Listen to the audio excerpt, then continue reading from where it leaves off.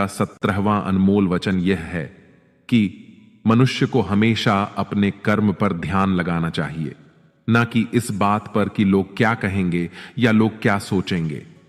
क्योंकि जब हम इस बात की परवाह करते हैं कि लोग क्या सोचेंगे, तब हम अपना कार्य ठीक से नहीं कर पाते। एक बार एक फल वाला बाजार में बैठकर फल बेच रहा था। उसने अपने पीछे एक बोर्ड लगाया हुआ था जिस पर उसने चौक से लिख रखा था कि यहां ताजे फल बेचे जाते हैं। एक ग्राहक ने उससे कहा, हमें मालूम है तुम यहां बैठे हो, वहां नहीं, इस लाइन में से, इस पंक्ति में से यहां मिटा दो। फल वाले ने शब्द मिटा दिया और अब बचा ताजे फल बेचे जाते हैं। एक दूसरा ग्राहक बोला, हम जानते हैं तुम ताजे फल बेचते हो, कोई सड़े हुए तो नहीं बेचते, इसलिए इस वाक्य से ताजे मिटा दो। फल वाले ने ताजे भी मिटा दिया और बोर्ड पर बचा कि फल बेचे जाते हैं।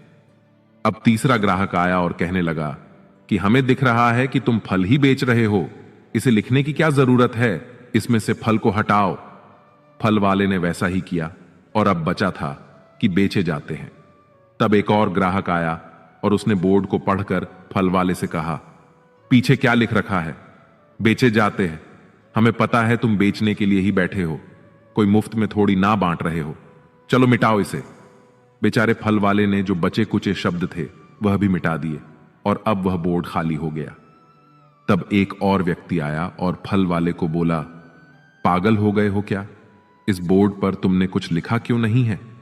इसीलिए दोस्तों, दुनिया में हर एक इंसान की अपनी एक राय होती है और इंसान दूसरों को सलाह देने में माहिर होता है।